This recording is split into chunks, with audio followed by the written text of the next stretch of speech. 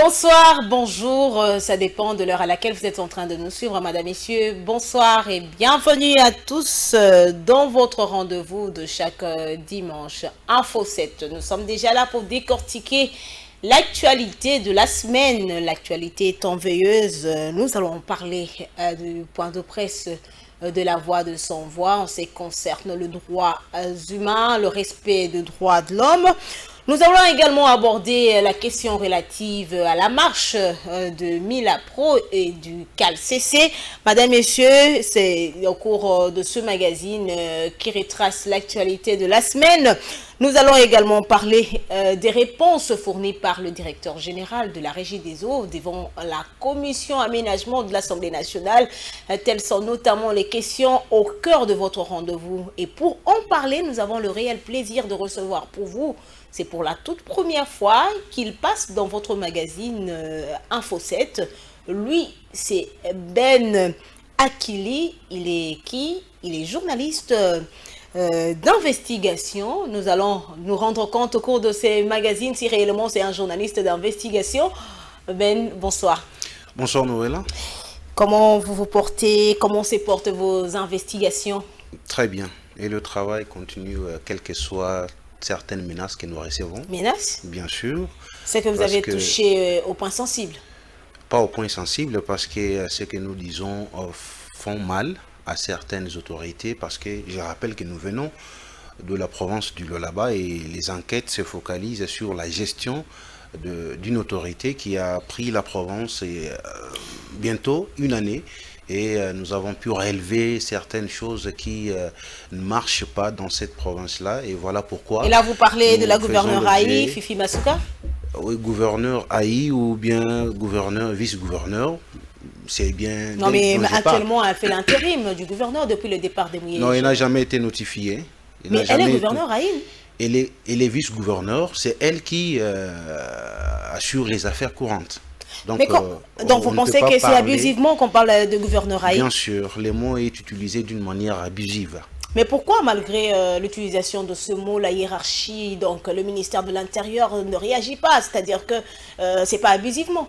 C'est pas mauvaise foi que vous voulez faire comprendre à l'opinion que c'est abusivement qu'on l'appelle Aïe? Nous posons également la question de savoir pourquoi, au niveau national, cette question elle est restée pendante jusqu'à aujourd'hui. Parce que l'on n'arrive pas à comprendre que depuis le départ de M. Richard Mouillej-Manguesmans, qui a été mis en accusation d'une manière irrégulière par les députés provinciaux. Manière irrégulière? Bien sûr, parce que l'homme n'a jamais... Vous pensez que c'est un acharnement parce qu'il n'est pas de l'Union sacrée de la nation? Il avait juré de rester fidèle à la Kabylie? C'était un forcing qui a été fait et l'on s'est en pris à l'homme parce que l'on a vu que l'homme avait vraiment une vision pour développer la province du Lualaba.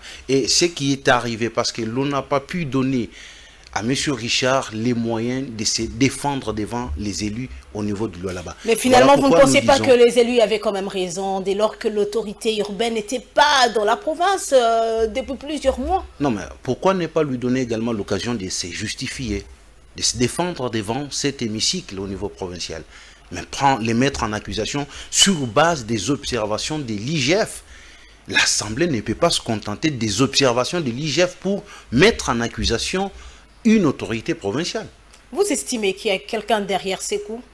Bien sûr, mais l'on comprend simplement que la gestion ou l'équipe actuelle veut à tout prix mettre en déroute M. Richard Mouillej. Parce que les choses qui sont en train de se faire, de se dérouler au niveau de la province du Lualaba, laissent à désirer. Figurez-vous que depuis le départ de M. Richard Mouillej, c'est une gestion qui est faite sur base de la chasse aux sorcières. Donc la chasse aux hommes. Tous ceux-là qui ont travaillé avec Mouillej, en tout cas, sont en train d'être remplacés parce que n'ayant pas pris la position de faire allégeance à Madame Asuka aujourd'hui, et tout cela qui restaient loyaux auprès de M. Richard Mouillej-Manguesmas, en tout cas, sont pris comme étant des gens qui sont en train de saboter l'action actuelle au niveau de la province du Lualaba. Et nous disons, l'on ne construit pas une province sur base de divisions. l'on construit, l'on ne dirige pas, en tout cas sur base des calomnies, sur base des problèmes qui se créent au sein des communautés locales. Et avec ça, la province du Lualaba s'émeurt parce que, et c'est là à l'insu de la hiérarchie. La hiérarchie, nous voyons ici le ministère national de l'Intérieur, parce que jusque-là, le ministre national de l'Intérieur n'arrive pas, bien sûr, à trouver solution par rapport à la situation actuelle au niveau de la province de l'Ouest. Parce que les gens se posent des questions. Comment expliquer que M. Richard Muyej est parti? À quand son jugement devant la justice? À quand la confirmation de Mme Massouka comme étant, ou notification comme étant gouverneur intérimaire, dont la province se gère ainsi? Actuellement, je dirais que les filles et fils du Lualaba sont devenus orphelines et orphelins. Parce que le père n'est pas là, la mère n'est pas là. Comment expliquer que dans une province... Massouka est là. Écoutez, elle est bien accueillie et bien aimée d'ailleurs par Fifi fait combien, elle fait combien de jours à Kolwezi? Le corps est à Kolwezi, l'esprit est à Kinshasa. Et qu'est-ce que vous voulez nous dire par là? Fifi est tout le temps à Kinshasa. Madame Fifi est tout le temps à Kinshasa. Le temps de diriger la province, mais elle est tout le temps à Kinshasa. On se pose la question, mais qu'est-ce qu'elle vient faire? Justement pour recevoir des orientations? À recevoir des orientations. Mais permettez-moi également de vous poser cette question. Vous avez dit que les corps de la gouverneure, permettez-moi, Haï, de Lualaba est dans le coin, mais l'esprit est à Kinshasa. Vous aussi, vous êtes aujourd'hui dans la capitale de la RDC, vous venez fraîchement de Kolwezi. Qu'est-ce qui justifie votre présence ici? Notre présence ici, nous sommes venus rendre public les rapports des enquêtes que nous avions eu à faire au niveau de la province du Lualaba. Rapport des enquêtes? Bien sûr, nous avons fait des enquêtes. Et que dit ce rapport? Ce rapport, nous sommes basés sur la gestion de Mme Massouka. Parce que Massouka, hier, nous a dit, Muyej a volé, Muyej a enrichi sa famille, Muyej a soutenu... l'IGF l'a également démontré, non? L'IGF, est-ce que le rapport, jusque-là... Le gouverneur, pardon, a également détourné des fonds. Oui, mais jusque-là, il n'y a pas un rapport final.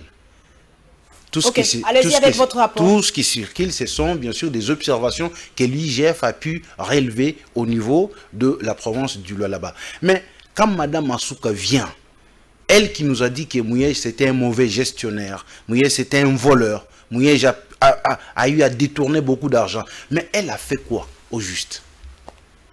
Je prends le cas peut-être... Elle a fait beaucoup. Non, elle en a beaucoup parce que même certaines autorités en ont marre. De voir la population l'applaudit lorsqu'elle passe. Non, la population ne l'applaudit pas. Donc, méfiez-vous avec tout ce qu'on vous présente comme image ici.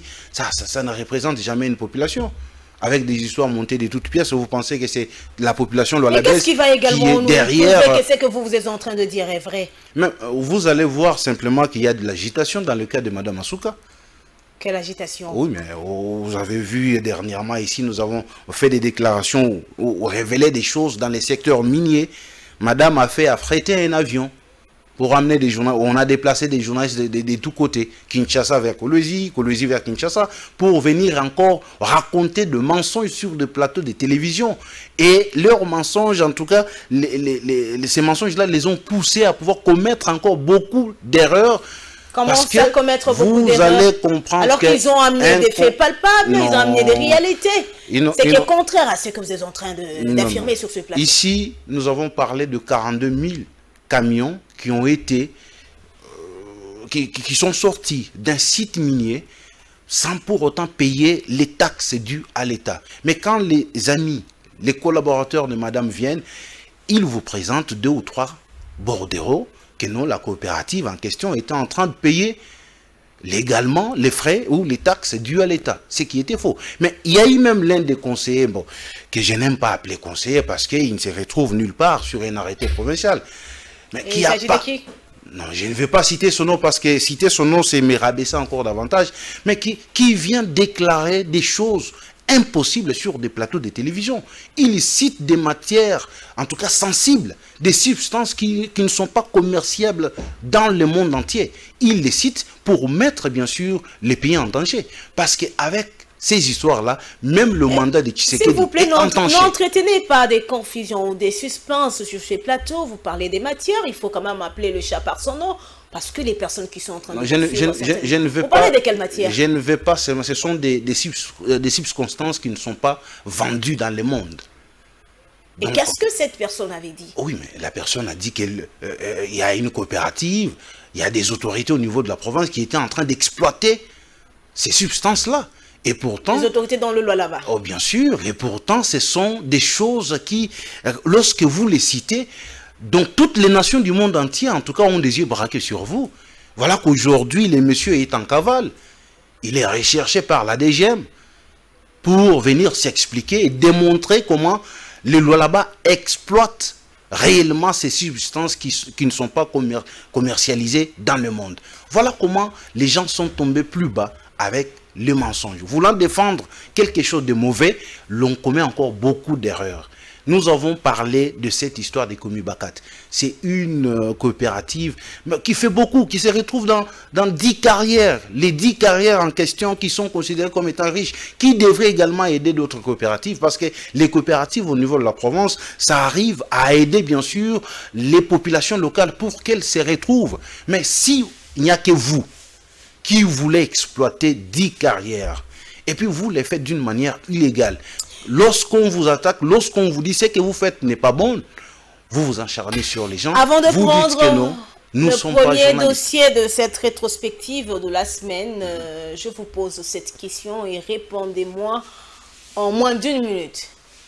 Est-ce que vous êtes en train de nous dire que Fifi Masuka, qui est selon vous vice-gouverneur, mais que nous appelons gouverneur Haï de la province du Lualaba, qui est aujourd'hui membre de l'Union sacrée de la nation, dès lors que nous connaissons que le président de la République est dans la logique de lutte contre la corruption, le peuple d'abord, donc agit en désaccord avec la volonté du président de la République, qui est la tête de l'Union sacrée de la nation.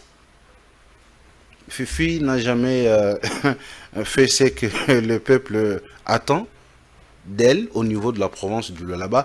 Ce qui est fait, ce ne sont que des mascarades pour plaire aux autorités nationales. Ce qui est fait au niveau de la province du Lualaba. Imaginez que Madame Masuka, c'est vrai, elle s'est déclarée comme étant la première fille de l'Union sacrée dans la province du Lualaba. Mais pour avoir fait quoi? Et pour nous présenter quel type de travail sur le terrain? Parce que l'on ne peut pas comprendre. Mais elle est appréciée au sein de l'Union sacrée de la nation. Non, c'est ceux-là qui l'apprécient. Ce sont des gens qui en tirent profit. Ce sont des gens qui se retrouvent par rapport à la situation qui est en train de perdurer au niveau de la province du Lualaba. C'est pourquoi il y a des gens ici au niveau national qui débarquent à Koulouzi. Tout de suite, on leur donne des marchés. Tout de suite, on leur donne de l'argent. Et voilà pourquoi quand ils reviennent ici, non, Fifi Masuka travaille pour les des comptes antisociales. Bien sûr, surtout dans la province du Lualaba. Merci. Madame, Messieurs, prenons à présent ce premier dossier de la semaine. Vous le savez certainement, le directeur général de la Régie des eaux est rentré bien sûr devant la commission aménagement de l'Assemblée nationale pour présenter et répondre aux questions posées par les élus nationaux.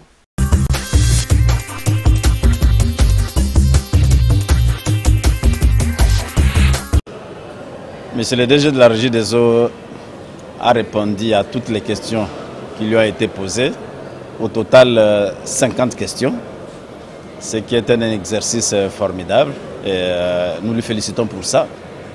Mais le problème reste pendant parce que la population a besoin de l'eau.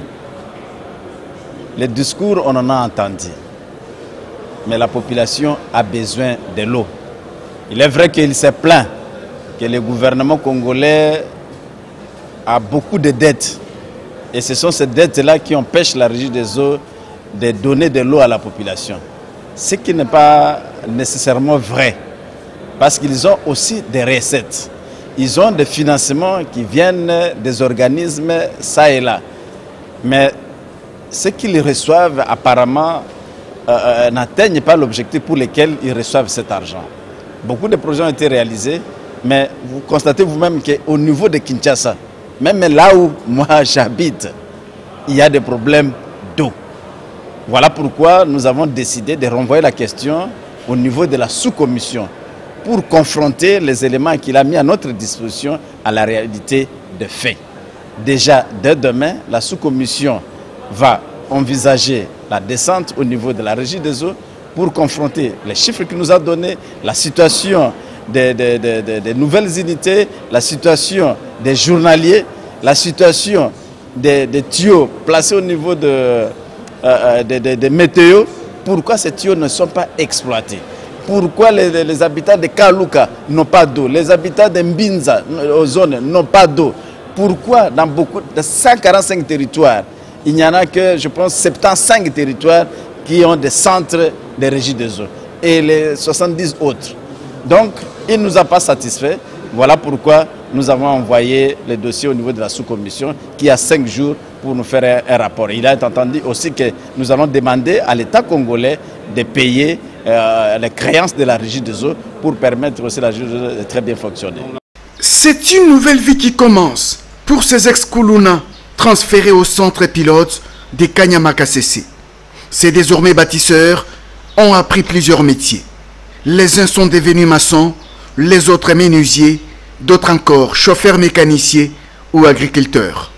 Une façon de traduire en actes la vision du chef de l'État, Félix-Antoine Tshisekedi Tshilombo, le peuple d'abord. Les commandants du service national, le général-major Jean-Pierre Kassongo Kabouit, s'est dit comblé. Notre objectif, pendant qu'ils sont en formation, l'objectif immédiat, c'est qu'avec ces jeunes, nous sommes capables de fabriquer 1000 bancs scolaires par mois. Seulement avec le premier bataillon, pas avec l'ensemble du régiment qui est en formation. 1000 bancs. De 3 élèves chacun. Quand vous faites les calculs, vous vous rendez compte que les 1000 bancs, c'est pour scolariser 3000 élèves. Si on va faire 2 gonds, 3000 élèves dans les avant-midi, 3000 élèves dans les après-midi, donc avec le 1000 bancs que nous fabriquons par mois, nous sommes en mesure de scolariser 6000 élèves. Beaucoup reste à faire, a-t-il ajouté. Imaginez maintenant nous diploquons cette expérience qui est au centre pilote Laurent Désiré Kabila. Dans chaque province du pays, nous avons ne fût qu'un bataillon de bâtisseurs.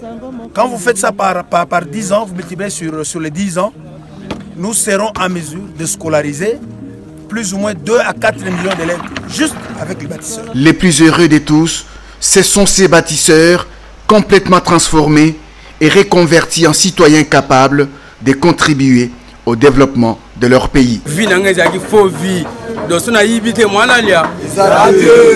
quoi service national et sur pour longo la macansino ça m'a payé wana zaki na ngoya oyibaka ya roboto la bato ba biloko en tout cas wana ya ngotitaka na sali inane mubimba na tikolo yibele wa mutute na tikolo ko tata na ndako ya mutute lelo biso to bulatu okufa ta ndenge tozali. Au service national, la vision du chef de l'État, Félix-Antoine Tshisekedi Tshilombo, le peuple d'abord, et d'application.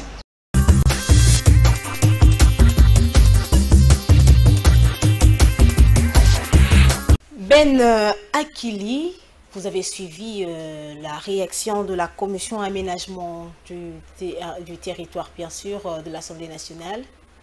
Ils ne sont pas satisfaits des réponses fournies par le directeur général de la Régie des eaux. Est-ce vraiment normal qu'un pays comme la République démocratique du Congo, avec toutes les richesses que renferme le pays, que l'approvisionnement en eau potable soit un casse-tête? C'est vraiment normal. C'est vraiment normal de voir que la RDC, qui est un pays potentiellement riche, mais l'accès à l'eau potable devient un casse-tête pour la population congolaise. Pas plus tard qu'hier, là où nous logeons, je posais la question aux gens. Je dis, mais je constate que ça fait une semaine, l'eau que nous sommes en train d'utiliser, l'eau a une couleur là jaunâtre. C'est quelle eau? Oh non, on n'a pas d'eau de robinet, mais c'est l'eau, bien sûr, de forage. Je me dis, mais si au niveau de Kinshasa, il y a une situation pareille, mais que dire des restes des provinces? Donc c'est catastrophique. Même dans les provinces où nous vivons, en tout cas, la question elle est loin d'être résolue parce que... Et ça date de très longtemps. De très longtemps. Et moi, je me demande, est-ce que les autorités font correctement leur travail? Parce qu'au jour d'aujourd'hui, parler bien sûr de l'eau qui devient casse-tête. En tout cas, au XXe siècle, c'est vraiment déplorable de voir que la RDC a plusieurs richesses naturelles, mais pour accéder simplement à l'eau et à l'électricité, cela nous casse la tête. Et comment trouvez-vous cette démarche de l'Assemblée nationale? La démarche, elle est bonne, même si la commission n'a pas été satisfaite par rapport aux réponses données par le directeur général de la Régie des eaux.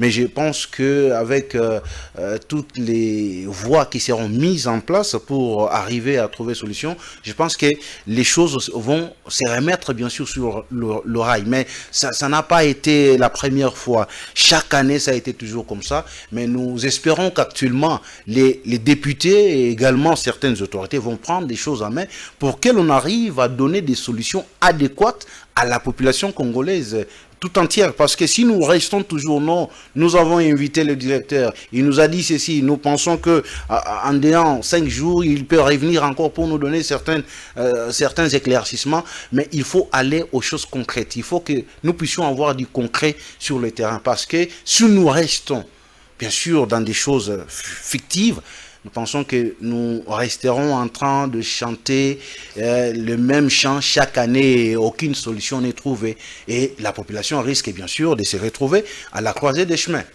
La commission a été claire, elle a dit qu'elle n'est pas satisfaite des réponses reçues de la part du DG. Est-ce que vous estimez que Clément Moubiaï mérite encore de rester à la tête de cette institution? Moi, je pense qu'il faut aussi chercher à libéraliser certains services, certaines entreprises étatiques de l'État. Sinon, si nous restons toujours... Vous pensez que ça va résoudre le problème? Ça nous pourrait. Voyons, il y a quand même certains secteurs qui sont aujourd'hui libéralisés, mais le problème persiste. Non, mais ça pourrait parce que chaque année, parler toujours des mêmes problèmes, en tout cas, ça ne va pas. Surtout en RDC. Est-ce le manque de moyens dès lors que la population continue à payer ses factures et que l'État congolais vient également en aide avec une somme à cette société? Là aussi, il y a un problème. Est-ce que la population elle-même paye correctement? C'est aussi un problème. Est-ce que la population paye correctement? La population ne paye pas correctement parce qu'elle ne reçoit pas aussi, en tout cas de l'eau, d'une manière régulière. Voilà là où le bas blesse, parce que si vous regardez dans l'espace de 1 mois, l'eau coule au robinet pendant combien de jours? En tout cas, les jours sont comptés. Et à la fin du mois, vous tendez aux gens la facture pour que l'on vous paye. C'est vraiment difficile. Mais je pense que si l'État... Mais quand tu ne payes pas, tu verras la régie des eaux chez toi pour soit couper... Il faut que l'État arrive à imposer... la population paye. Il faut que l'État arrive à imposer une bonne politique sur le terrain. Et il faut qu'il y ait également de la volonté politique pour que les choses arrivent à marcher. Sinon, nous resterons, nous et là, comme je l'ai dit, en train de pleurnicher chaque année pour ne pas avoir des solutions adéquates par rapport à ces fléaux. Parce que l'eau, c'est la vie, dit-on. C'est une population qui vit sans l'eau. Mais nous sommes quel peuple?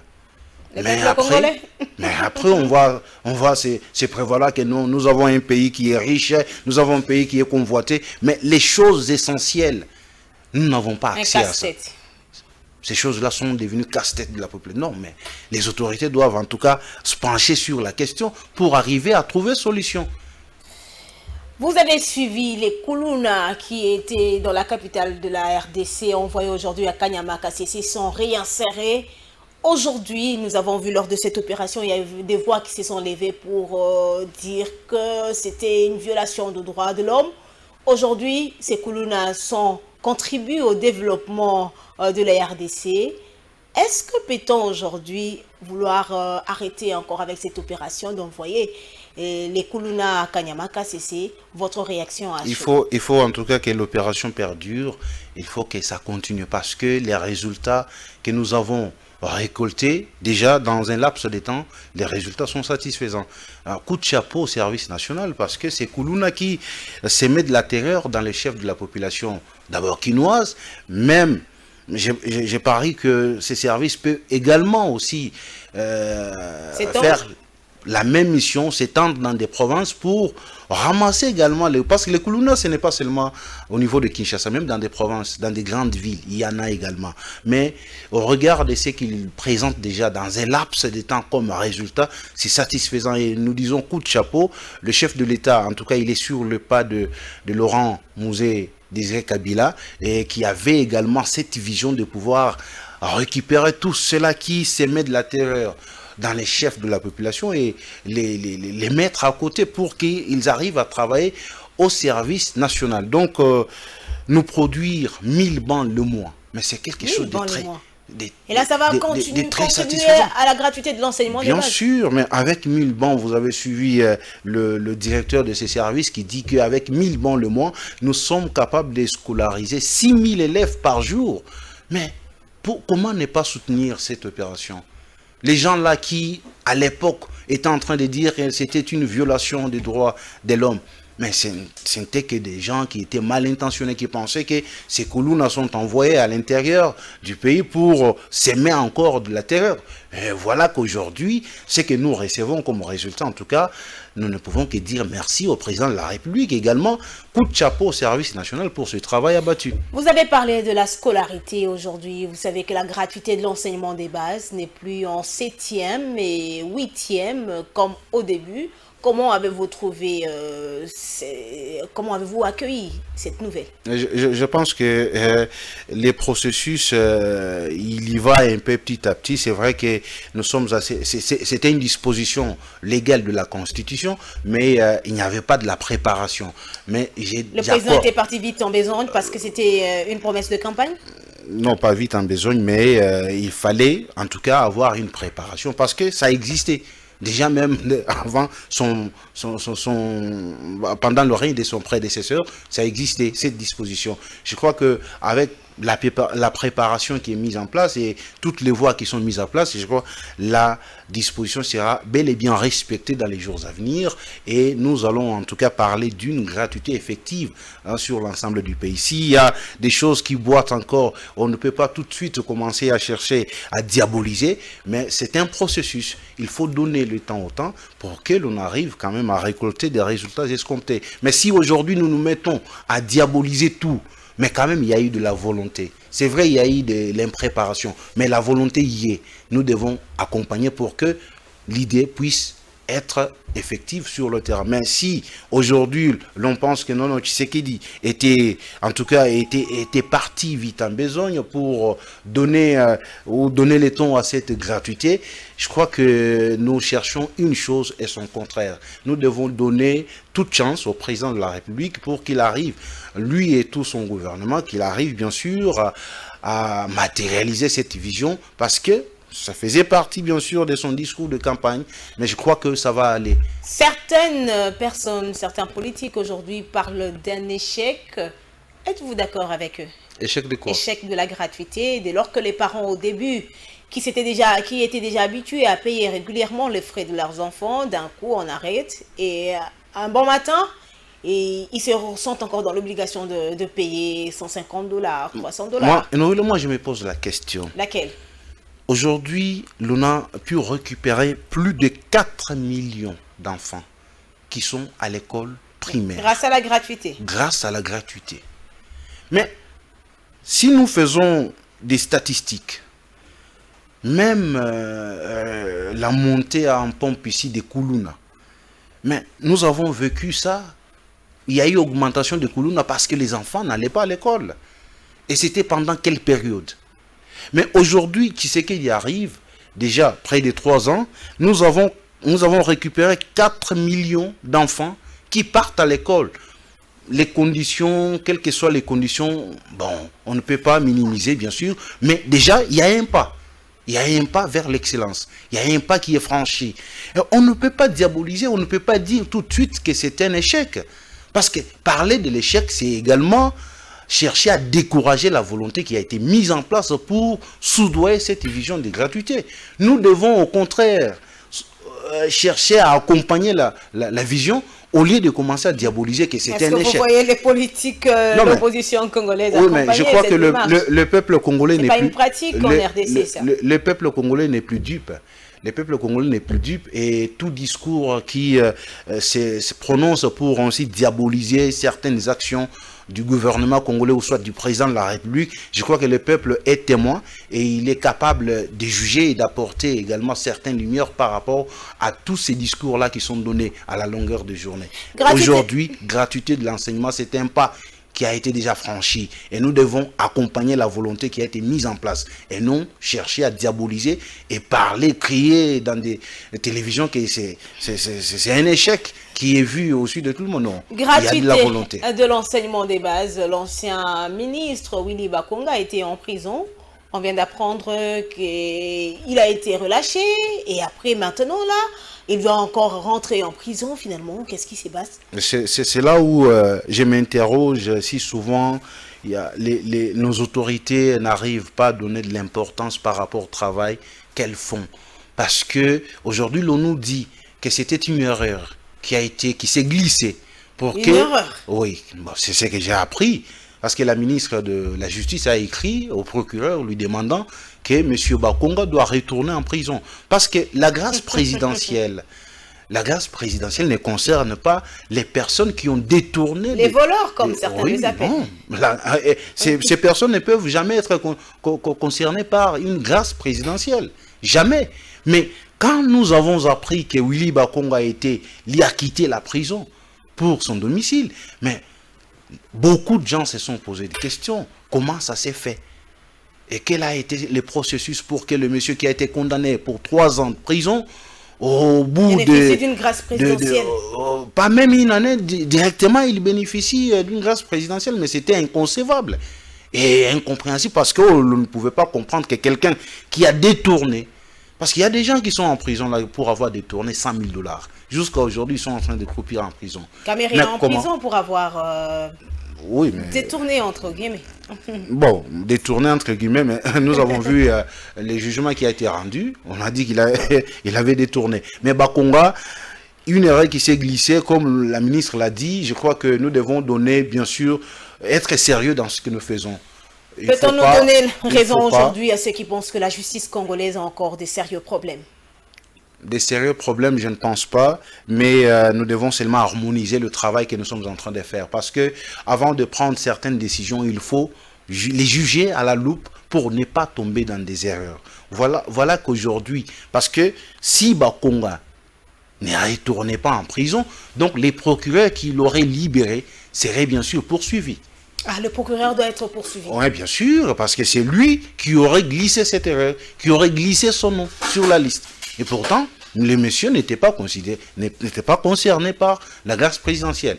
Mais aux autorités de prendre en main tout ce qu'elles font parce que des erreurs pareilles risquent de discréditer également les actions du gouvernement. Des voix s'élèvent autour de cette question, glissée ou autre. Selon vous, journaliste d'investigation, est-ce que réellement ce nom a été glissé? Bien sûr, il y a eu des magouilles. Il y a eu des magouilles. Oui, il y a eu des magouilles. On peut dire que des arrangements. Il y a eu des arrangements et les choses se sont arrangées. Décorer par un glissement. On veut justement décorer, mais je crois que comme la ministre a écrit, les choses seront tirées au clair parce que la population n'acceptera jamais que quelqu'un qui a eu à détourner de l'argent de la République, 3 millions de $ américains, et puis au bout de quelques mois devenir libre. Non, mais je crois que nous cherchons une chose et son contraire parce que la justice que nous avons tant cherché, on ne peut pas également aujourd'hui laisser les choses passer pareil. Donc nous devons aller jusqu'au bout. Celui qui vole, celui qui a été condamné, il doit purger sa peine pour que cela serve d'exemple à beaucoup de personnes. Mais si nous commençons à constater ces genres de relâchement, quelqu'un qui a détourné et puis par après on le relâche, soit disant qu'il aurait bénéficié d'une grâce présidentielle, je crois que nous allons en tout cas faire patauger notre justice. Au cas où Willy Bakonga rentrait en prison, vous pensez que de l'autre côté, cet incident doit passer comme ça ou les procureurs devront aussi subir? Les procureurs devront subir la rigueur de la loi parce que c'est lui qui aurait commis cet acte. Madame, Messieurs, prenons le deuxième dossier de cette rétrospective de la semaine.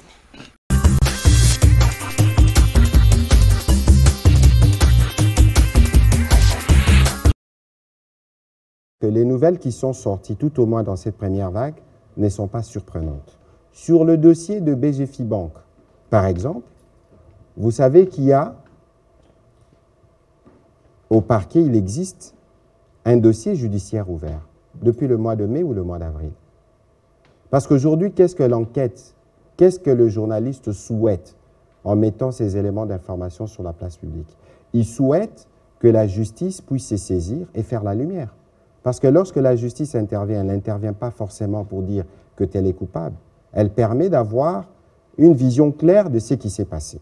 Et donc, pour ce qui concerne la BGFI Bank, aujourd'hui, je ne dévoilerai pas un secret pour vous dire que des faits ont été reconnus. Il y a eu des discussions entre l'Inspection générale des finances, la Banque centrale et la BGFI. Des faits qui se produisent, il faut dire, c'est depuis 2 ans. Ils l'ont reconnu.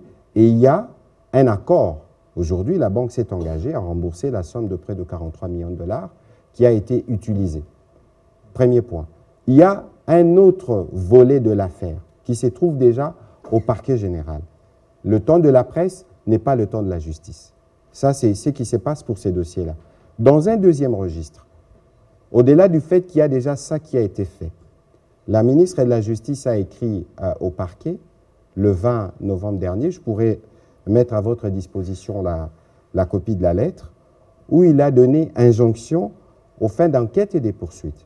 Parce que nous ne pouvons pas, comme gouvernement, rester insensibles à de telles allégations. Donc, le moment venu, la justice se saisira du dossier, les personnes qui sont concernées seront invitées pour donner leurs éléments, parce qu'il faut faire la différence entre une enquête journalistique et une enquête judiciaire. Mais ce que nous devons retenir, et c'est ça le plus important, c'est que pour le président de la République, comme pour le gouvernement, la lutte contre la corruption est un pilier important de notre stratégie. Quelques jours après l'adoption de la 12e prorogation de l'état des sièges, la voix des sans-voix pour les droits de l'homme condamne avec la dernière énergie l'augmentation des attaques armées et des massacres de population, ainsi que les violences contre le journaliste et défenseur de droits de l'homme dans les provinces de l'Ituri et du Nord Kivu.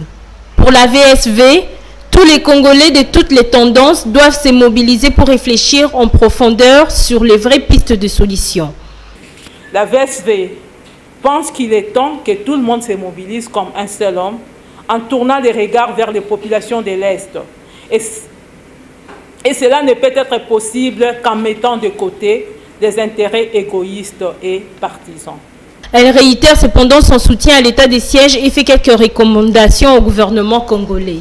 La voix des sans-voix pour les droits de l'homme réitère son soutien à l'état des sièges, qui est une piste de solution pour la paix et la sécurité au Nord Kivu et en Ituri, si on évitait les violations et atteintes aux droits humains. La VSV recommande au gouvernement congolais de communiquer régulièrement sur l'état de siège et les raisons pour lesquelles il a été proclamé par le chef de l'État. Sensibiliser et mobiliser la population, les acteurs politiques, toutes tendances confondues, pour soutenir l'état de siège et surtout les FARDC au front. Apporter un soutien logistique, matériel, financier et moral conséquent aux FARDC pour le rétablissement de l'autorité de l'État à l'Est de l'autorité de l'État dans les 2 provinces en proie aux violences meurtrières.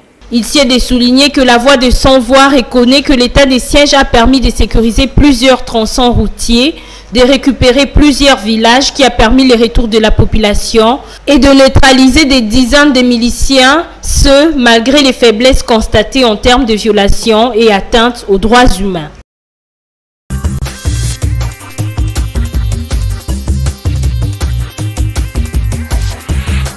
Révélation de l'enquête de Congo All Up, Ben Akili, est-ce un règlement de compte? Quand j'ai suivi cette presse coloniale qui a fait ces révélations, j'ai considéré ça comme étant des pétards mouillés. Pétards mouillés? Oui, pourquoi? parce que ce sont des choses qui sont faites sur base d'un acharnement totalement politique, bien sûr, mais qui ont pillé, qui sont les premiers pilleurs de la RDC? et qui sont les derniers pilleurs de la RDC. N'est-ce pas, ces Occidentaux? Aujourd'hui, on nous présente que la France, elle est parmi les grandes puissances. Mais la France qui n'a pas de ressources, qui n'est pas riche en ressources naturelles, si ce n'est que son fromage et puis son truc là de beurre. La France, elle a dû piller des ressources naturelles en Afrique pour ainsi se classer aujourd'hui qu'elle est parmi les grandes puissances. Ces enquêtes, en tout cas, ne démontrent que de l'acharnement sur la personne de M. Kabila.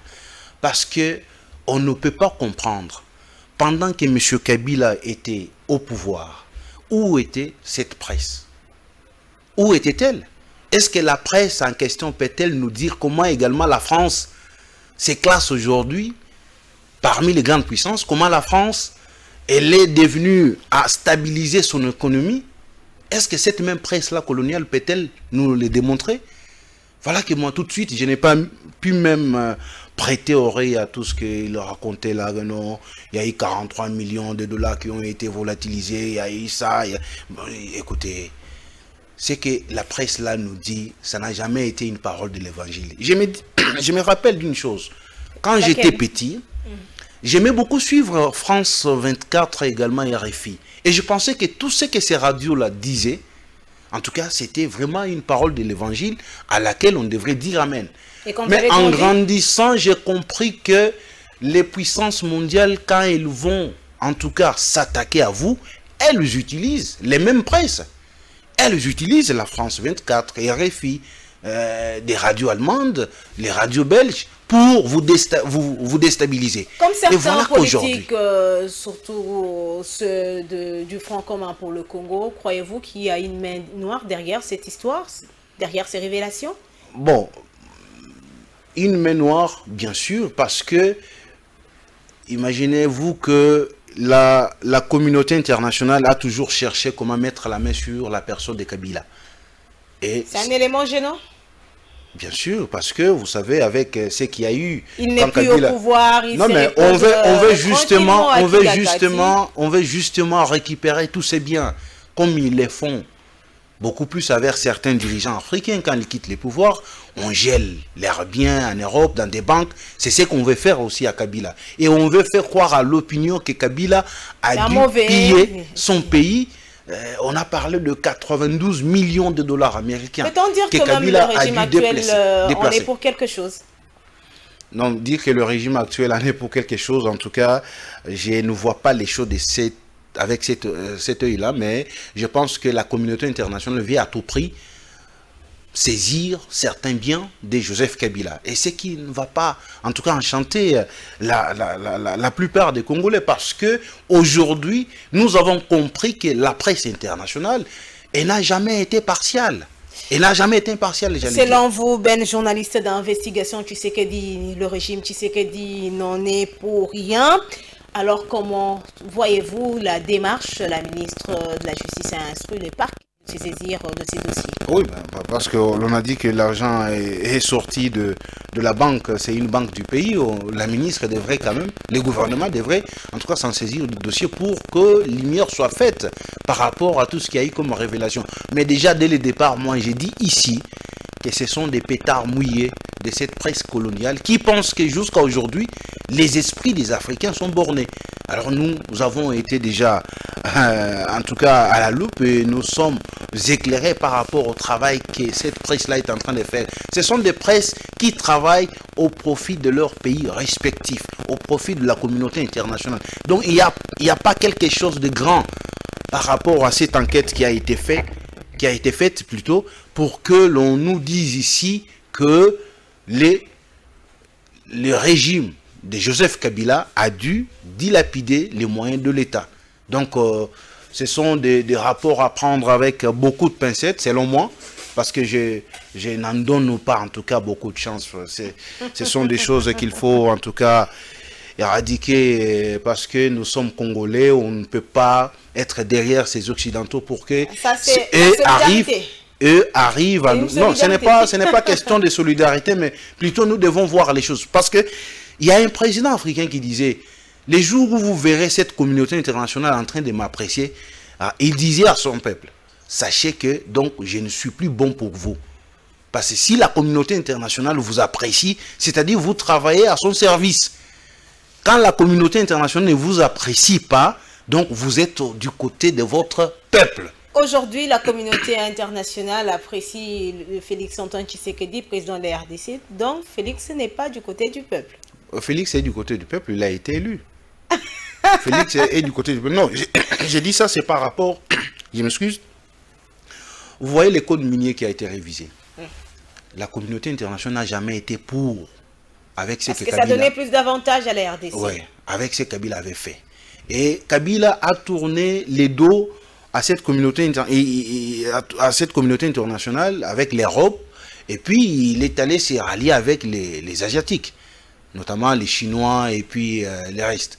Voilà que la chose qui a fait mal à certains pays européens pour voir que... C'est pourquoi ils l'en veulent? Kabila, c'est pour ça qu'ils veulent sa tête? Bien sûr, et nous fournir des rapports, des enquêtes qui sont teintées de beaucoup d'irrégularités pour nous dire que Kabila a pris 92 millions de dollars.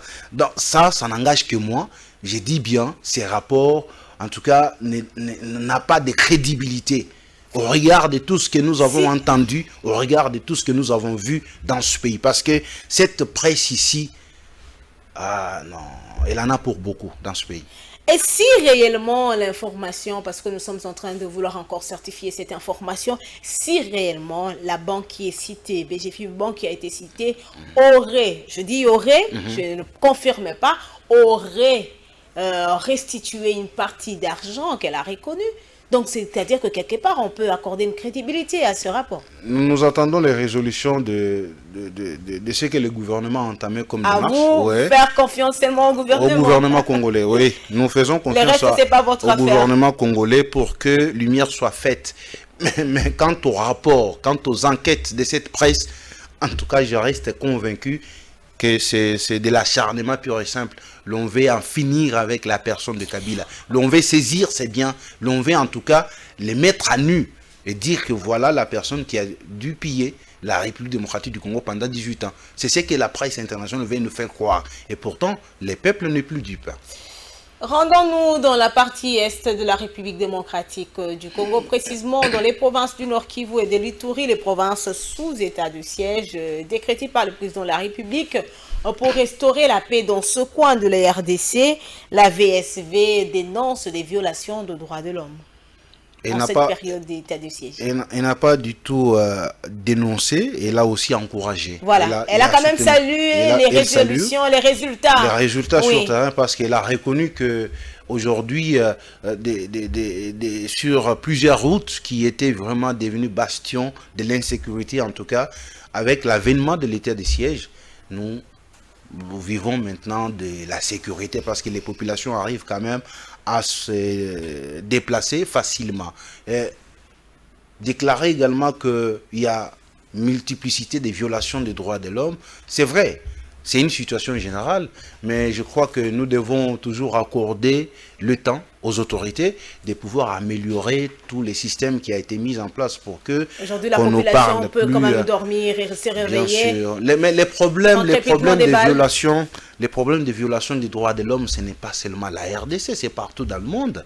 Partout dans le monde, l'on recense chaque année des cas de violation des droits de l'homme. Mais qu'on ne fasse pas que ça soit... la VSV a fait entendre sa voix, c'est que c'en est de trop?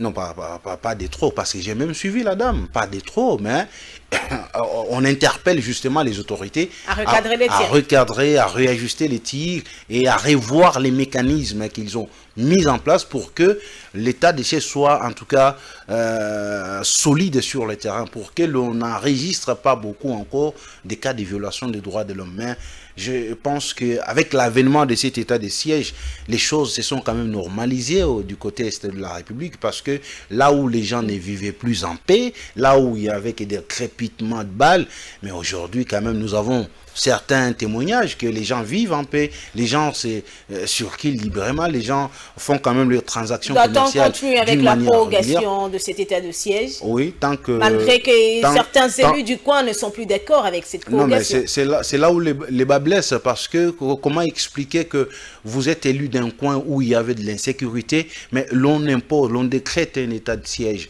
Vous êtes contre. Il y a l'autre chose que l'état de siège. Oui, c'est chercher une chose et son contraire. Et puis par après, vous allez réclamer du gouvernement national qu'il arrive à stabiliser, à ramener la paix. Mais on a donné un moyen, on a trouvé un moyen par lequel que la paix puisse regagner dans cette partie-là. Et vous qui êtes élu, vous qui êtes censé représenter valablement le peuple de cette contrée-là, vous dites que non, nous en avons de trop depuis que l'état de siège est arrivé. Quel est votre regard de cette position? Non, la position, elle est totalement claire. C'est comme qui dirait l'on cherche une chose et son contraire, ou soit l'on pouvait tomber tout de suite dans cette analyse qui démontre que beaucoup d'autorités de cette contrée-là ont chacune des groupes armés. Hein. C'est ça, c'est ce qu'on peut dire tout de suite. Mais je pense qu'avec la prorogation, donc autant de fois il y aurait, nous pensons que les choses vont se normaliser et la paix va en tout cas regagner cette partie-là de la RDC. Aux députés qui sont élus de cette province-là, aux députés de ce coin-là, de prendre leur mal en patience, de garder leur mal en patience et de donner la chance au gouvernement, parce que chercher à bousculer le gouvernement, chercher à démontrer que le gouvernement ne fait absolument rien, je crois que vous risquez d'inciter en tout cas la population à un soulèvement contre son gouvernement, et pourtant déjà il y a des fruits, des résultats escomptés sur le terrain. Mais tu sais qu'il reste têtu, hein? Il a dit que il va continuer avec cet état de siège jusqu'à ce que la paix sera restaurée dans ce coin. Oui, j'ai pris cette déclaration comme celle qui avait été faite à l'époque par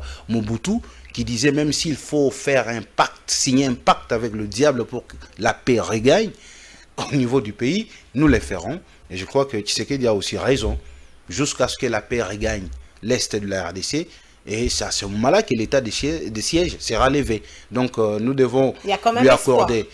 Il y a de l'espoir, mais vous ne voyez pas que les gens vivent quand même. Il y a de l'espoir parce qu'au jour d'aujourd'hui, il y a des zones où les gens ne pouvaient pas circuler. Mais actuellement, quand même, les gens circulent. Actuellement, les gens se rendent dans leurs petits commerces et ils les font librement sans pour autant être pourchassés ou poursuivis par des assaillants dans cette contrée-là. Le CALCC Milapro était dans les rues de Kinshasa pour dire non à la commission à la politisation, voilà, de la commission électorale nationale indépendante, mais également dire non à la tête de Denis Kadima à la centrale électorale. Madame, Monsieur, on en parle juste après ce dossier.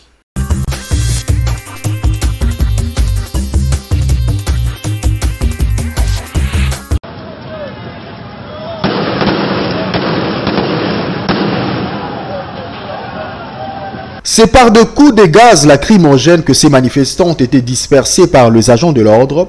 La marche du bloc patriotique, perturbée par la pluie qui s'est abattue ce matin à Kinshasa, s'est transformée en sit-in devant les installations de la Commission électorale nationale indépendante. Voulant défier les dispositifs sécuritaires mis en place sur le boulevard du 30 juin, ces manifestants ont été sévèrement réprimés par les éléments de la police.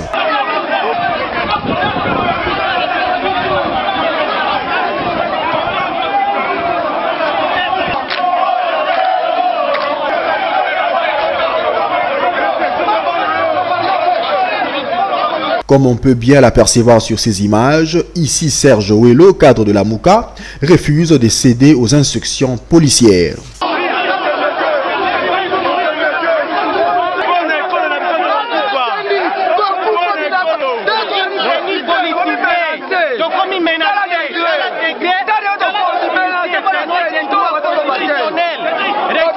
Ces manifestants fustigent ici les comportements des agents de l'ordre. Pacifiquement contre la politisation ya CENI. La police ya Chilombo, tant que commis, qui bosse au bureau ya CENI, baye bandi ko menacer biso, bandi ko peta biso ba matraque, ba beti en général Serge Ouello matraque, a quoi inase, le tanga la kanye na nzoto, bakomo torturer nga bakati nga ba veste ba beti nga ba chikonte belé tande ba pesi nga défaut na musabe. Suite au mauvais temps, les organisateurs de cette marche de forces sociales et politiques ont officiellement annoncé les reports de cette manifestation à une date ultérieure. L'important, c'est d'aller de l'avant. Ces propos sont de Marcel Outembi au sujet du processus électoral à l'issue de cette rencontre de clarification qu'a eu la délégation des évêques du comité permanent de la SENCO avec le chef de l'État. Le président de la commission épiscopale nationale du Congo a laissé entendre que pour l'instant, il est question de regarder dans la même direction. Le processus électoral, c'est une dynamique. Il y a une étape qui a déjà été franchie. Il y a un temps pour tout. Un temps pour réfléchir, un temps pour se quereller, un temps pour se concerter, un temps pour être réaliste et pour prendre des décisions. L'important, c'est d'aller de l'avant. Nous avons d'autres éléments de ce processus électoral qui nous engagent. L'Église, l'État et d'autres partenaires. Ces mécanismes doivent être déclenchés dès aujourd'hui. Donc c'est cela les points autour desquels nous pouvons fédérer, mutualiser nos forces pour aller de l'avant afin d'atteindre cet objectif qui consiste à assurer le bien-être du peuple congolais et à choisir des personnes idoines qui seront à mesure de répondre aux différents problèmes du peuple congolais. Nous sommes appelés à collaborer, à travailler ensemble, les temporels, les politiques, les religieux, tous nous devons conjuguer les efforts pour servir le peuple qui doit être le centre de notre préoccupation. Des gouvernants, des politiques, tout comme aussi des religieux. Et sur cette question, nous n'avons pas de problème. Nous regardons dans la même direction. Quant à la situation sécuritaire, les évêques de la SENCO ont par ailleurs proposé au chef de l'État la requalification de l'état de siège.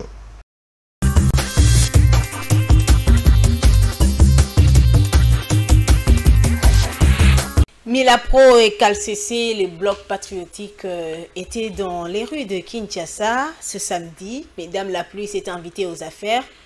Au finish, après avoir tenté de marcher, comme nous l'avions vu dans ce reportage, ils ont décidé de renvoyer à une date ultérieure cette marche. Est-ce que c'est parce qu'ils ont constaté qu'il y a eu un échec déjà, les gens ne sont pas descendus, qu'ils ont voulu reporter, ou c'est par rapport aux différentes consultations que nous avons eues, la délégation gouvernementale qui a rencontré l'archevêque de Kinshasa, rencontré le président de l'Assemblée nationale, le président de l'ECC pour trouver un terrain d'entente.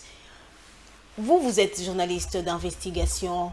Que pouvez-vous dire de cette marche-là reportée et des différentes démarches du gouvernement auprès de la coalition ECC-SENCO?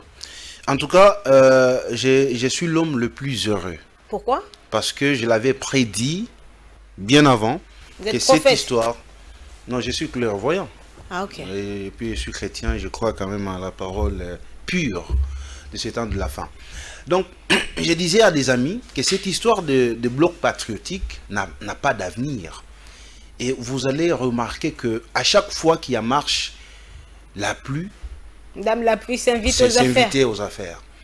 Et c'est un message. C'était un message pur et simple pour dire à tous les amis qui voulaient déstabiliser les institutions mises en place. Vous pensez que la démarche c'est pour déstabiliser, dire non à la dépolitisation de la CENI, c'est un problème? Dire non pour quelle raison? C'est la tête de Kadima qui faisait mal à certains. Et moi je me demande, si nous, parce que je ne veux pas seulement faire recours à l'histoire, parce qu'à l'époque de Kabila, qui était à la tête de la CENI? Corneille Nangaa. On a vu Corneille Nangaa qui est passé Corneille, il y avait d'abord Ngoï Mulunda, Malumalu, Ngoï Mulunda et Corneille Nangaa. Là, il n'y avait pas de problème. C'est à l'époque de Tshisekedi qu'on va dire non, Kadima non, parce qu'il est du même point. Parce que nous avons vu l'actuel président qui est encore dans l'opposition, ils ont marché pour dire non, mais Kabila a dit je fais les forcing et on y va. Non, à l'époque c'était pour d'autres raisons, ce n'était pas pour la personne qui dirigeait la CENI. Mais regardez aujourd'hui, les gens voulaient simplement marcher pour dire non à la personne de Kadima, parce que Kadima est Moulouba. des mêmes tribus que le président de la République. Vous estimez que c'est ça le problème? Bien le sûr, tribalisme? Bien sûr, c'était ça le problème. Même nos pères spirituels les disaient bien avant.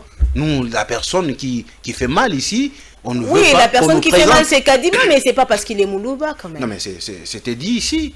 C'était parce que Kadima était de même, proche et également de la même tribu que le président de la République. Avec ça, et les gens pensaient que le monsieur, une fois à la tête de la CENI, donc Tshisekedi élu ou pas, directement Tshisekedi serait président. Donc les compétences ne comptent plus. C'est ça le problème. Mais j'avais donné quand même l'idée que les blocs patriotiques, en tout cas dans les jours à venir, ça va totalement se dissoudre. Et voilà les résultats aujourd'hui. Non, c'est juste la pluie qui a, non, mais je vous dis empêché ici, les marches. J'ai mis ma main à couper. Même si l'on a dit que les marches seront organisées dans des dates qui seront fixées, mais il n'y aura plus de marche pour dire non à la CENI. Voyez d'abord, l'on dit on ne veut pas de Kadima à la tête de la CENI. On entérine Kadima par l'Assemblée nationale. On n'a pas vu les gens dans la rue. Les jours se sont passés. On l'investit, on n'a pas vu les gens dans les rues. Il commence le travail. Et il commence à travailler. On n'a pas vu. On voit des groupuscules là. Non, on voit la population. Non, mais des milliers de personnes. Quelle population? La première marche, le bloc a démontré. Vous avez vu les gens qui ont marché. Est-ce qu'ils sont revenus le samedi passé? Ils sont revenus? La pluie. Non, mais est-ce que à l'époque, pour ne pas citer les noms d'un parti politique ici, quelle que soit la pluie, les gens descendaient dans la rue. Les gens descendaient pour ainsi dire non à un certain problème qui s'est vissé à la tête du pays. Mais actuellement, ce que nous voyons ici, ce sont justement des scénarios de la part des politiques. Mais là, ce sont les églises, non, les protestants et les catholiques. Non, mais la pro-Calcessi, les initiateurs de la dite marche. Les initiateurs n'ont plus de raisons à donner au peuple congolais. Comment ça? Mais reporter une histoire à une date ultérieure, mais vous pensez qu'ils vont encore réunir? Ils ne cherchent que le bien de la population, que nous sommes, que vous êtes. Quel bien? Qui a dit que la population... Quand l'Assemblée nationale, avec cette commission-là qui avait invité le directeur général de la Régie des eaux, ce n'est pas dans les comptes pour chercher les biens de la population. Il n'y a que le CLCC et puis... l'église au milieu du village. Non. L'Église a une mission principale, c'est celle de gagner les âmes. Il ne faut pas que dans ce pays, que l'on arrive à donner de l'importance au clergé, comme qui dirait, ce sont eux qui dirigent. Cette importance n'a pas commencé aujourd'hui. Ça a commencé lorsque le chef de l'État, Félix Tshisekedi, était dans l'opposition. C'est ça l'erreur. C'est ça l'erreur. Je crois que c'est pourquoi moi j'ai toujours milité pour que nous puissions avoir une 4e République. Il faut que beaucoup de choses puissent changer dans ce pays. Parce que c'est anormal que l'on dise, pour avoir une CENI, que l'on fasse recours aux confessions religieuses. Mais non. Donc l'État n'a plus sa place dans ce pays. Parce que ils sont églises au milieu du village. Elles sont églises au milieu du village. Elles sont... Mais pour quel résultat après? Parce que les spectacles que ces derniers nous ont offerts dernièrement, les gens qui se disputent, les gens qui sont censés nous faire voir la bonne voie, nous montrer que nous vivons dans l'harmonie. Mais je suis quand même content, comme je l'ai dit, l'homme le plus heureux, de constater que le monseigneur Otembi qui dit il y a un temps pour toute chose. Il y a un temps pour se quereller. Il y a un temps pour ne pas s'entendre. Parce que, vous savez, dans la vie, on a toujours dit, lorsque les gens embrassent une seule opinion, il y a toujours plusieurs points de divergence. C'est ce qu'il y a eu. Et aujourd'hui, les gens ont compris que nous avons une nation à sauvegarder, nous avons une terre à garder, en tout cas dignement, c'est la République démocratique du Congo. Donc, à bas nos divisions, à bas nos points de divergence, nous devons regarder de l'avant pour que les choses meilleures puissent arriver dans ce pays. Et nous saluons la démarche du président de la République qui a démontré... Fléchi, hein. Non, il n'a pas fléchi. Félix Tshisekedi a fléchi. Il n'a pas fléchi. Devant la force des églises. Non, mais écoutez. Eux, c'est Senko. Noëlla, est-ce que quand la justice vous amène un mandat d'amener, n'est-ce pas, c'est chez vous? C'est pour autant dire que la justice est faible devant vous? Mais non. les gestes posés par le président de la République, cela ne démontre pas qu'il est faible. Mais c'est un homme qui veut justement qu'il y ait la paix, que la cohésion sociale puisse régner dans ce pays. Et les évêques l'ont reconnu. Quelqu'un disait que Félix Tshisekedi a compris qu'il n'a pas bien joué la carte et c'est comme ça qu'il a fait appel pour chercher la paix. Non, il n'a pas bien joué la carte, c'est-à-dire quoi? Oui, parce que il a eu peur de la pression des églises. Non. J'ai rappelé ici, Kadima a été, les gens de la CENI ont été entérinés, investis. Est-ce qu'on a vu les gens de la C'est parce qu'ils ont fait le forcing. Non, il n'y a pas eu forcing. C'est pas forcing? Mais qu'en est-il du cas de Ronsard Malonda? Mais pourquoi on a justement balayé cette question-là? Mais aujourd'hui, vous allez parler de forcing. Non, il n'y a pas eu forcing. Tshisekedi a voulu simplement qu'il puisse faire revivre la cohésion sociale au sein des communautés au niveau du pays. Donc, rester avec des divisions. On ne dirige pas le pays sur base des divisions. C'était un fédérateur. Il a voulu justement rassembler tout le monde pour que le pays soit en paix. Qu'on puisse avoir des élections apaisées et crédibles dans ce pays. Parce que Kadima n'est pas aussi n'importe qui. C'est quand même un spécialiste en matière électorale. Ce n'est pas pour rien que... Il est bourré d'expérience. Et le choix, les dévolus a été jeté sur lui pour qu'il puisse diriger la CENI. Donc c'est aussi par rapport à tout ce qu'il a... C'est l'homme qui a organisé des élections crédibles et apaisées au Soudan. Vous pensez que ça sera crédible avec tout ce que nous avons vu, spectacles et autres là?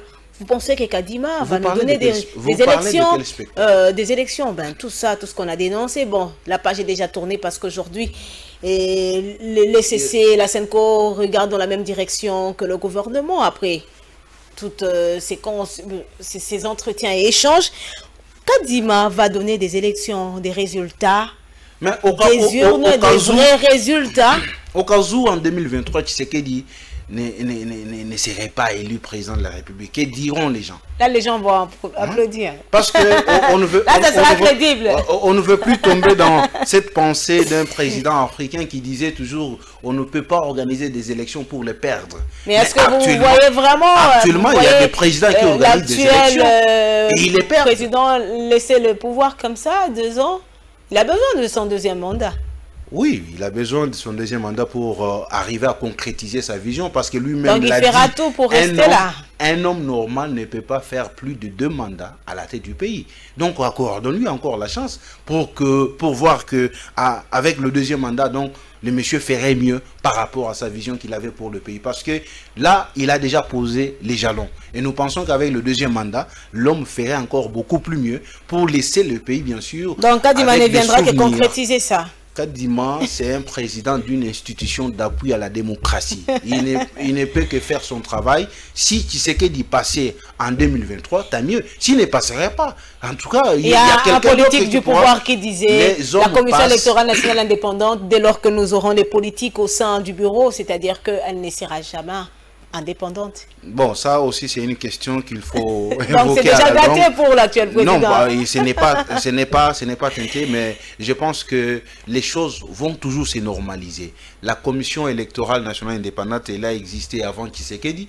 Et elle existera même après Tshisekedi. Donc qu'on arrête ces histoires-là de chercher à entacher Tshisekedi avec la CENI actuelle parce que nous, ce ne seront pas les premières élections qu'on va connaître dans ce pays. Nous avons déjà connu des cycles électoraux. Donc 2006, 2011, 3 cycles déjà, et avec le cycle qui viendra, donc le pays est quand même en marche et nous saluons les efforts qui ont été consentis pour que nous arrivions. Aujourd'hui, nous parlons des présidents, un ancien président en vie et un président en fonction. Et sénateur à vie, Joseph Kabila. Bien sûr, et quelle fierté encore qu'en 2023, qu'on ait encore un ancien président en vie et qu'il y ait une passation civilisée des pouvoirs. Donc, mais moi j'accorde encore... le 2e mandat à Félix Tshisekedi pour arriver à concrétiser sa vision. Je suis journaliste, bien sûr, mais j'ai aussi un penchant. Parce que... on comprend que le penchant, c'est du côté de l'actuel régime. Non, mais nous soutenons le pouvoir pour que les choses se normalisent. On ne peut pas... On a eu à chercher ce pouvoir pour que l'on commence à les combattre. Mais non, nous avons cherché une chose et nous devons accompagner cette chose pour que nous arrivions à avoir des résultats escomptés. Si nous faisons des choses contraires pour nuire à ce qui est fait sur le terrain, mais on ne connaît pas ce qu'on cherchait alors. La capitale de la République démocratique du Congo a vibré au rythme du forum DRC Africa. 5 chefs d'État africains ont fait le déplacement pour prendre part à ces assises.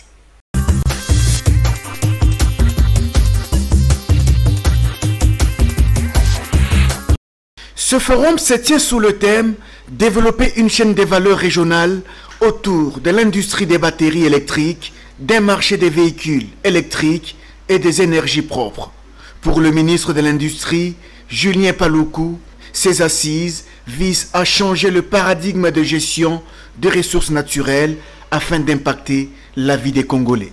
L'étude réalisée par Bloomberg à la demande des partenaires de la République démocratique du Congo, ici présents, démontre que les coûts de production des précurseurs des batteries en République démocratique du Congo fait d'elle la meilleure destination au regard de sa compétitivité exprimée à travers les indicateurs objectivement vérifiables.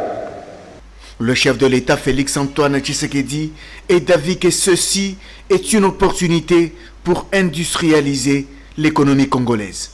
La transition mondiale vers les énergies vertes et la décarbonisation des économies est une exigence de nos jours. Elle stimule la demande de certains métaux, spécialement ceux qui entrent dans la fabrication des batteries ou le stockage d'énergie intermittente et de la motorisation électrique.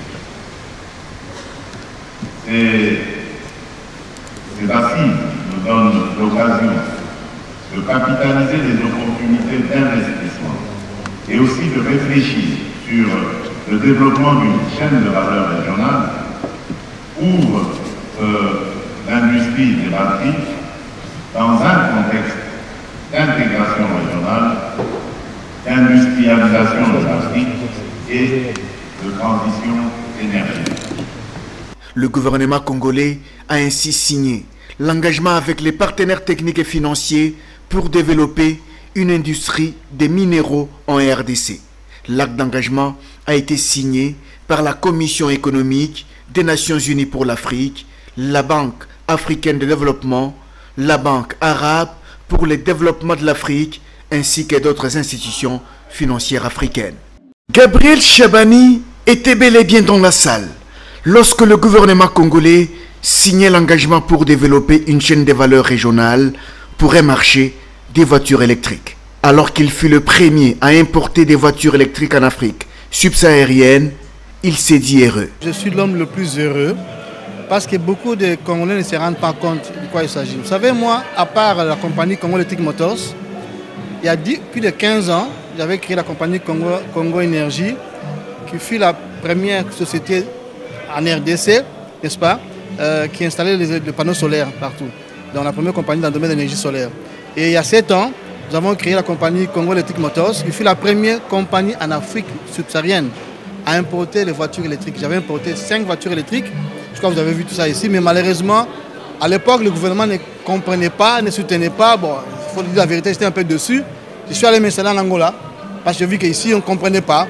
J'ai fait un effort d'être la première personne à importer des voitures électriques en Afrique, ne pas compris. Il y a donc 15 ans, depuis qu'il a installé les panneaux solaires avec la compagnie Congo Énergie, et 7 ans depuis qu'il a importé pour la première fois la voiture électrique en Afrique. Gabriel Chabani est aussi heureux d'avoir mis en place tout un dispositif de recharge des batteries avec les panneaux solaires. J'ai combiné le véhicule électrique avec les panneaux solaires, ça veut dire que vous pouvez charger votre véhicule à la maison. Donc vous faites garage avec les panneaux solaires, donc vous roulez gratuitement. Et comme vous le savez, dans ces véhicules là-bas, il n'y a pas de moteur, il n'y a pas d'huile, il n'y a rien. C'est un avantage. Actuellement, il est tourné vers les trains électriques avec les Allemands. Avec l'arrivée de nouveau président Fatou Béton, comme on l'appelle tous ici, il m'a dit, écoutez monsieur, rentrez au pays. Maintenant je suis rentré au pays. Bon, on va développer les voitures électriques, mais malheureusement nous sommes entrés encore dans le domaine électrique, mais dans les trains électriques. Vous avez suivi avec les Allemands, on est en train d'investir 25 milliards de dollars pour faire les premiers trains électriques dans ce pays, pour 10 000 km. Donc si on peut faire les usines ici, les Congolais achèteront les batteries moins chères, et puis nous pouvons aussi exporter ces batteries. surtout en Afrique, parce que bientôt, je crois, il y aura la douane avec la ZLK, donc on va avoir des devises qui vont entrer et tout le monde sera content. C'est dire que Shabani Record, pour les intimes, est un futuriste qui montre la voie à toute la nation. Autour de Félix Antoine Tshisekedi, 5 chefs d'État africains, en l'occurrence Denis Sassou Nguesso du Congo-Brazzaville, Nana Akufo-Addo du Ghana, Paul Kagame du Rwanda, Macky Sall du Sénégal et Faure Gnassingbé du Togo, ont pris une part active à ces forums de haut niveau, qualifiés de pertinents par Ellen Johnson Sirleaf, prix Nobel et présidente du réseau des femmes dirigeantes africaines. En effet, les sommets de Kinshasa visaient au-delà de ses objectifs premiers à renforcer la culture masculine en Afrique, a déclaré le président en exercice de l'Union africaine et chef de l'État congolais Félix Antoine Tshisekedi, entre les lignes d'un discours rassembleur autour de la question des violences faites aux femmes et aux jeunes filles. Fachi a appelé les dirigeants à saisir cette opportunité pour être le premier à mettre en œuvre un instrument efficace pour mettre fin aux violences faites aux femmes, histoire de donner de l'impulsion au monde. Protéger les femmes, c'est protéger la vie, a-t-il dit. Malgré les progrès et programmes concertés entrepris, les violences contre les filles et les femmes restent l'une des formes des violences des droits de l'homme le plus répandu et le plus socialement toléré en Afrique, a fait savoir le président de la Commission africaine Moussa Faki Mahatma. Des arguments qui ont été appuyés par la secrétaire générale adjointe des Nations Unies. Pour sa part, Nana Akufo-Addo, président du Ghana et champion de l'Union africaine sur les questions du genre et du développement en Afrique, les chefs d'État africains devront s'engager fermement aux côtés des femmes leaders pour donner des réponses efficaces à la question des violences faites aux filles et aux femmes. En présentiel comme en virtuel, les intervenants à la tribune ont adhéré aux actions ainsi qu'aux stratégies concoctées pour renforcer le leadership des hommes et leur rôle de l'éradication des violences faites à la femme et à la jeune fille.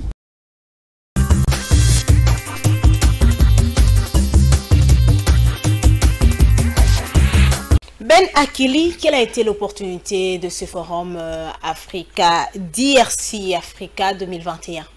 Vous savez, la RDC étant un pays qui a des ressources naturelles, en tout cas très riches, notamment les cobalt et les cuivres. Donc je crois que ces forums est des très capitales. Et moi j'aimais ça, c'est comme une suite logique de la conférence minière qui s'est déroulée à Kolwezi. C'était, je crois, en 2018. Et on a présenté par les partenaires internationaux qui étaient venus pour dire que la RDC, avec toutes ses richesses, donc elle va beaucoup aider le monde entier à produire en tout cas des véhicules électriques. Et un échantillon a été amené à Kolwezi. Et je crois avec l'organisation de ce forum, DRC Africa Business, donc les choses vont aller très bien. Et c'est la RDC qui va beaucoup gagner par rapport à ses richesses, à ses minerais, qui vont beaucoup plus aider. Parce que cette fois-là... Comment ça, la RDC va beaucoup gagner? Cette fois-là, il y aura une forte demande. Et le pays va enregistrer beaucoup et le peuple qui est en train de vivre ici va se retrouver. Et je crois que comme l'on a dit, l'on va en tout cas installer une usine de fabrication de ces batteries. Et je pense que c'est un pas de plus pour la République démocratique du Congo qui verra en tout cas son économie être bien sûr, devenir un peu stable par rapport à tout ce qui sera fait localement et par rapport même aux emplois qui seront donnés aux Congolais. Avec ça, nous saluons les initiatives des autorités nationales pour que les pays puissent toujours aller de l'avant et nous pensons qu'avec nos richesses au niveau local, que cela puisse aider le pays à mieux se développer. Est-ce que vous connaissez que Gabriel Shabani, qui est d'ailleurs le PDG de Congo Web Télévision, est le premier Congolais à avoir importé en Afrique les véhicules électriques? Oui, c'était sous le régime de Joseph Kabila. C'est une information que j'avais à l'époque et je l'ai même suivi tout à l'heure là, que comment le gouvernement ne lui avait pas accordé de chance. Et je pense qu'actuellement, comme il y a un régime qui s'adonne bien sûr à installer une usine de fabrication de batteries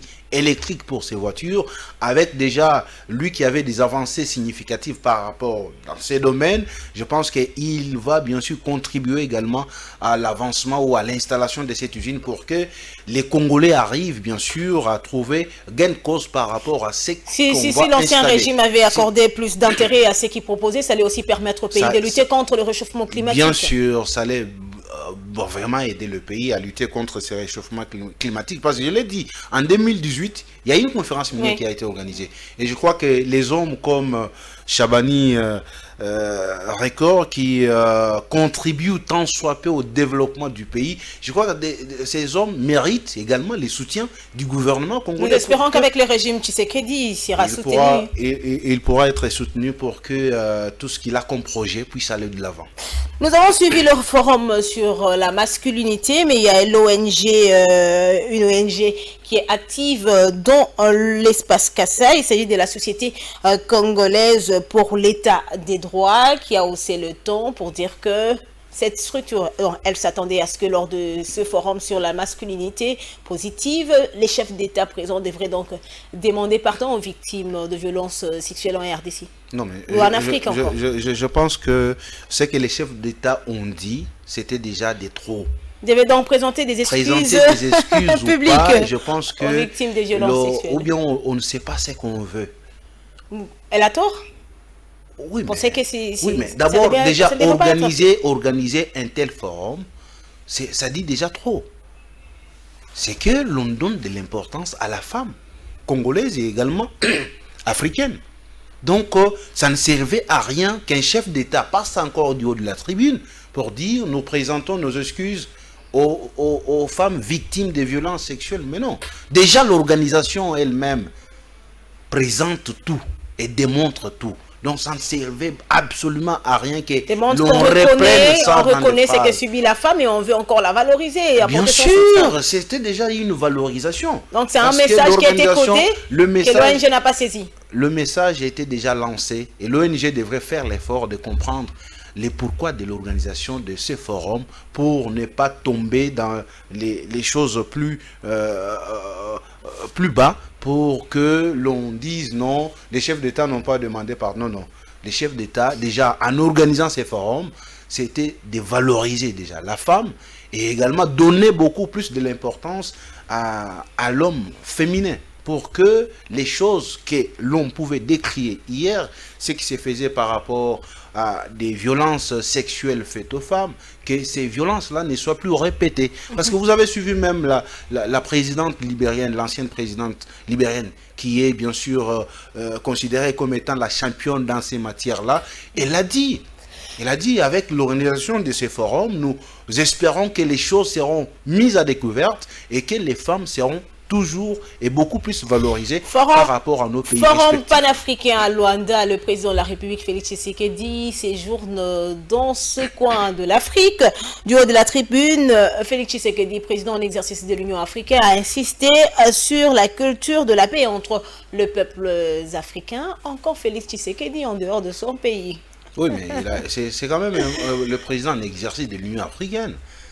C'est un sommet qui réunit plusieurs pays et le chef de l'État congolais, en sa qualité du président en exercice de l'Union africaine, a été invité pour donc ce voyage ne doit pas déranger. Non, mais ça ne doit pas déranger quand même. Nous avons suivi tous la sortie médiatique du président d'Ensemble pour la République, Moïse Katumbi, qui, j'ai suivi à travers les réseaux sociaux. Moïse Katumbi est allé accuser les Congolais devant ses frères juifs. Ça, c'est ce que j'ai vu dans les réseaux sociaux. Est-ce que peut-on dire que c'est encore une sortie ratée du président d'Ensemble pour la République? Raté ou pas, mais moi je sais que l'homme, chaque politique est libre dans ses pensées. Il est libre d'aller n'importe où pour présenter ses moyens de défense. Parce que pour lui, il dit, en 2018, il a été écarté injustement à la course à la magistrature suprême pour n'avoir pas déposé sa candidature. Et que maintenant, on va encore l'écarter avec cette proposition de loi proposée par Noël Tchani. Je pense qu'il était libre. Comme il fait ses lobbying, il était totalement libre de pouvoir présenter, dire au reste du monde que voilà que moi, je suis en train d'être marginalisé en République. Est-ce que là, c'était un lieu idéal de poser ce problème? Oui, mais c'est un homme politique. Il a des ambitions politiques. Donc, il ne peut que exposer son problème à qui il veut et comment il veut. On ne peut pas, en tout cas, lui refuser ces droits-là. Il a tous ses droits de pouvoir tenir ses discours à n'importe où. Il l'a fait au Congo. il est fait ailleurs. Donc, moi, je ne veux pas entrer dans ces polémiques-là qu'il est allé présenter, il est allé accuser les Congolais chez ses frères. Pour Ben, c'est un débat vide. C'est un débat vide. Chaque homme politique a les droits de faire ses lobbying. Merci quand Martin beaucoup, Fayulu Ben. les faisait en dehors du pays, là c'était normal. Là ça passait. Là ça passait. Et quand c'est Moïse Katumbi, là on va blesse. dire non, il est allé nous accuser chez ses frères. C'est vrai. Merci son père est beaucoup, juif, mais Ben. je crois que c'est quelqu'un qui a dirigé une grande province, la province du Katanga, pendant plusieurs années. Là Moïse n'était pas étranger.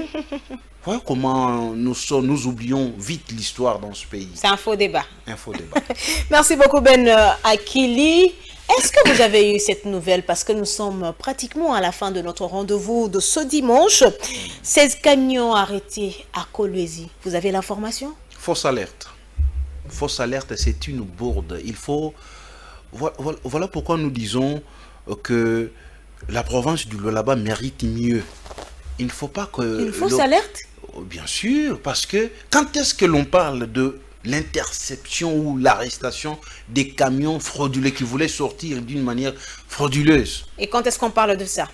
Mais c'est quand les camions sont sur la route, en train d'aller à une direction peut-être quittant Kolwezi pour Lubumbashi. Là, on va parler d'une fraude minière et on arrête au niveau des frontières. Et ces camions ont été arrêtés? Ces camions ont été interceptés, arrêtés dans une concession d'une entreprise que je me permets de citer ici, l'entreprise minière Progress. C'est un commandé? Non, mais c'est un coup fomenté pour que l'on dise tout de suite.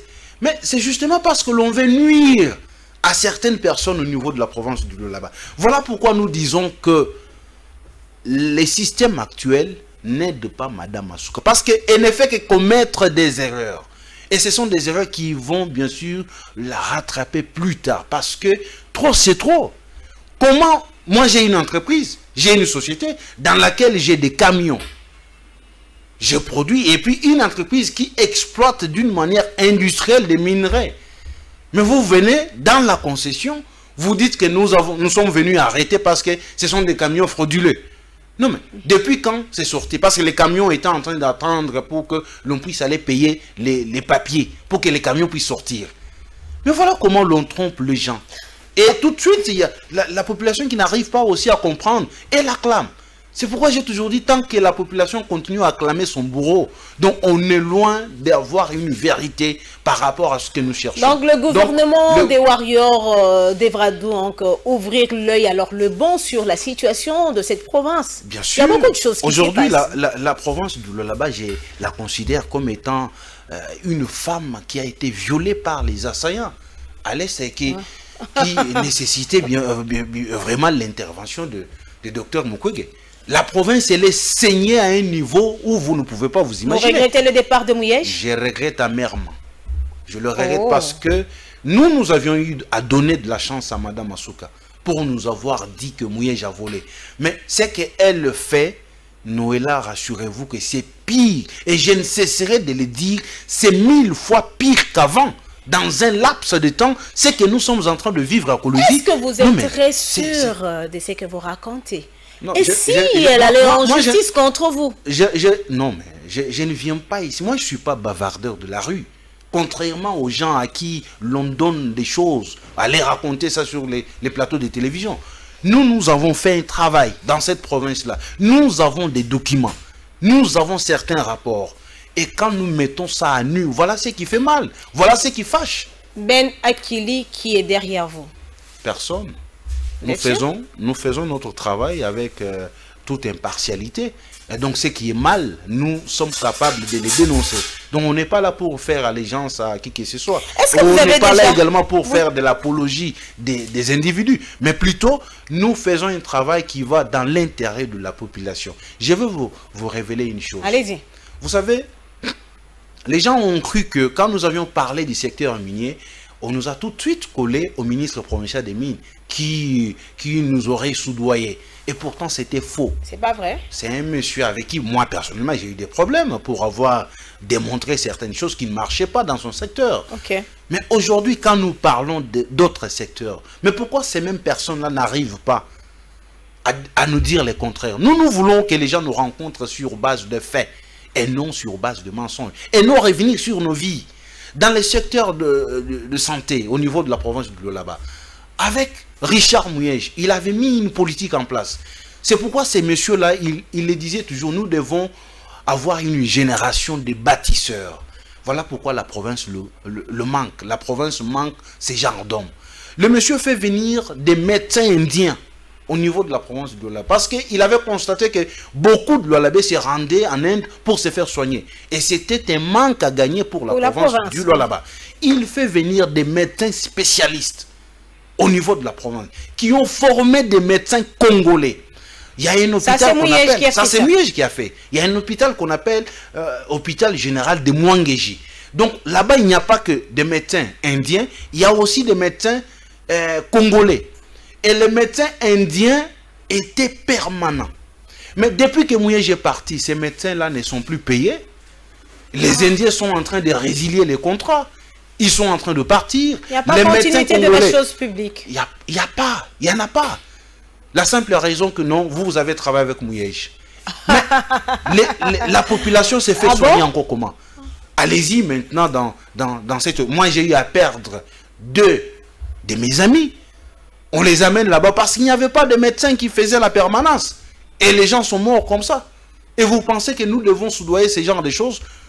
Nous devons rester silencieux pour ne pas dénoncer ce genre de problèmes. Et quand on va les dire, non, nous nous acharnons sur Mme Asuka. Mais elle est autorité. L'unique manière pour nous de nous adresser à elle, c'est de lui dire que ce que vous faites n'est pas bonne, madame. Pour qu'elle recadre le tir. Mais bien sûr. Est-ce que vous avez eu le temps de chercher à la rencontrer pour dire tout ça? Mais écoutez, vous savez, il y a de ces autorités là qui... On dit les linges sales se lavent en famille. Non, mais en famille. Le travail que nous faisons à Kinshasa ici, nous l'avons fait localement. Mais comme ces gens-là pensaient que nous, on n'avait pas de moyens pour nous payer les billets d'avion et venir à Kinshasa, ils pouvaient se dire, est-ce qu'ils vont aller dire ça à Kinshasa? C'est à Kinshasa où il y a les pouvoirs. Alors on s'est dit, ah bon? Donc nous devons aller les rencontrer sur ce terrain-là pour dire aux autorités nationales que les lois là-bas se meurent. Si vous ne tirez pas attention, Tshisekedi ne fera pas bonne presse là-bas. Parce que aujourd'hui, nous devons les dire clairement que les populations... Donc Tshisekedi est en train de perdre le Lualaba en 2023. Les populations Noëlla ne vivent pas en harmonie au niveau de la province du Lualaba. Donc il faut réajuster les tirs pour que la paix regagne. S'il faut que Mouyej rentre, il n'est pas du tout blanc comme neige. Mais s'il faut qu'il rentre, moi je serai premier à lever ma main pour qu'il rentre. Parce qu'au jour d'aujourd'hui, laisser cette province-là demeurer ainsi, en tout cas, c'est chercher une chose et son contraire. Vous nous avez parlé d'un rapport. En un mot, que peut-on retenir de ce rapport? Le rapport de nos enquêtes? Oui, de vos investigations. Il y en a plusieurs. Il y en a plusieurs. Je vais quand même donner quelque chose sur la lutte contre les érosions à Kolwezi. La province de Lualaba a toujours mis en place une politique pareille. Il y avait des Lualabais qui avaient des contrats. Mais tout de suite, quand Mouyej parle, on voit un homme débarquer. Lequel? De Kinshasa, dont j'étais les noms, parce que c'est quelqu'un qui est connu. Il dit non, moi je vais vous amener 20 000 boutures de plantes Junkao. Donc ce sont des plantes qui sont spécialisées pour lutter contre les têtes d'érosion. Mais le monsieur, en date du 23 mars 2021, reçoit un ordre de paiement de 111 250 000 $ américains. Et c'est pour le travail qu'il a fait, non? Mais il n'a rien fait. Mais comment il peut recevoir ce paiement? Allez-y là-bas, vous n'allez rien voir sur le terrain. Alors comment peut-il recevoir ce paiement? Mais c'est ça le problème, c'est la politique maintenant qui est mise en place. L'argent de l'État est dilapidé ainsi. Vous demandez encore à l'IGF de rentrer dans ce coin? Non, mais je demande simplement aux autorités nationales de faire mieux pour que la province vive en paix. Je vais parler d'une situation de l'Assemblée provinciale. En un mot, le budget a été déposé par Fifi Masuka. Tu as dit qu'elle n'a pas qualité, mais elle a déposé le budget. Oui, mais c'est un forcing. C'est un forcing parce que les choses qui se déroulent... Moi, je me demande, même les députés, sont-ils informés de ce qu'ils sont en train de poser comme acte au niveau de la province du Lualaba? C'est une violation de loi? La même personne, quand on lui adresse des questions orales, les mêmes députés vont dire que non, elle n'est pas redevable devant l'Assemblée provinciale. Parce que dans la loi de la libre administration des provinces, il est dit ceci. Il n'y a que le gouverneur de province qui a la politique générale d'une province, qui a le droit de déposer un projet de budget, exercice 2020, et ainsi de suite. Mais en quelle qualité, madame, le vice-gouverneur ou gouverneur intérimaire, comme on aimerait bien l'appeler, en quelle qualité a-t-elle déposé ces projets? Donc c'est une violation. C'est une violation. Parce que quand il s'agit d'aller répondre devant l'Assemblée, on va dire non, elle n'est pas rédévable. Donc c'est seulement quand il faut déposer un projet de budget qu'elle est rédévable devant l'Assemblée. Voilà comment on cherche à faire des forcings. La même Assemblée-là, elle fait souffrir les délocalisés de la cité Gécamine Kolusi. L'Assemblée a reçu une somme d'argent en date du 27 janvier 2021. Un OP de paiement. Numéro, je crois, numéro 31, avec une somme de 100 000 $ américains. Est-ce que les députés sont-ils au courant de cette somme? Pendant que les propriétaires sont en train de croupir, sont en train de pleurnicher. Ils font des sit-ins chaque jour. C'est un dossier à suivre et c'est fini pour ce jour. Votre dernier mot? En tout cas, notre dernier mot, mais qui ne sera pas le dernier aujourd'hui, si ces gens-là qui viennent raconter des mensonges sur des plateaux, sur votre plateau, même s'ils passeront 1000 fois, nous passerons 1001 fois pour dire, peuple congolais, ouvrez l'œil. Autorité nationale, la province du Lualaba est tellement saignée. Elle est comparable aujourd'hui à une femme qui est violée par les assaillants et qui nécessite une intervention des docteurs Denis Mukwege. Ben Akili, journaliste d'investigation, merci d'être passé sur le plateau de Info 7. C'est moi qui vous remercie. Madame, Messieurs, c'était un plaisir de vous savoir très nombreux. Rendez-vous de votre magazine, votre rendez-vous de chaque dimanche. Merci de continuer toujours à nous faire confiance. Et surtout, merci de nous faire parvenir vos questions, vos suggestions qui sont toujours les bienvenues chez nous.